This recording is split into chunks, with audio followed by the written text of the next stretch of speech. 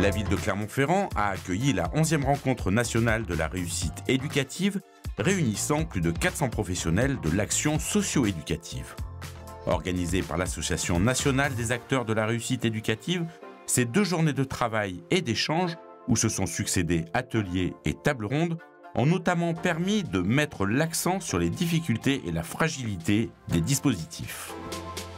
Même si effectivement l'État nous annonce qu'il y a en chiffre, en enveloppe 60 millions, 65 millions, 70 millions d'euros, donc vu comme ça effectivement c'est conséquent, mais vous avez 100 000 enfants et familles derrière qui sont suivis chaque année, et avec des problématiques très particulières et très lourdes, et ce n'est pas à notre sens suffisant pour ça, d'autant plus que les 70 ou 65 annoncés aujourd'hui, c'est une baisse par rapport aux années précédentes aussi. Donc il y a de plus en plus de besoins et de moins en moins de moyens.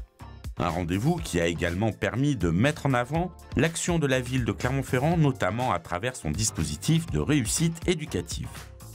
Nous sommes très heureux d'accueillir ces journées, en effet, puisque c'est une reconnaissance pour Clermont-Ferrand du travail qui est fait à la fois dans le cadre de la réussite éducative. C'est un programme qui dépend de l'État et qui existe depuis le départ à Clermont-Ferrand, mais aussi c'est une façon de valoriser aussi le travail qui est fait sur la petite enfance, l'enfance et la jeunesse à la ville en matière d'éducation. Un dispositif qui a fait ses preuves, le projet Demos a été partagé et montré en exemple. Ou comment faciliter l'accès aux pratiques culturelles. Déjà, je peux vous dire un mot sur l'acronyme quand même, parce que dispositif d'éducation musicale et orchestrale à vocation sociale, et c'est pas un hasard que ça s'appelle Demos, c'est bien lié au partage et c'est bien lié à la démocratie et à la citoyenneté.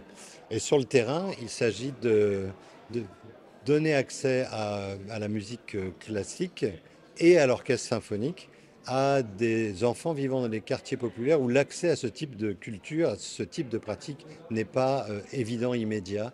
Et donc c'est un effort vers pour que ça puisse fonctionner.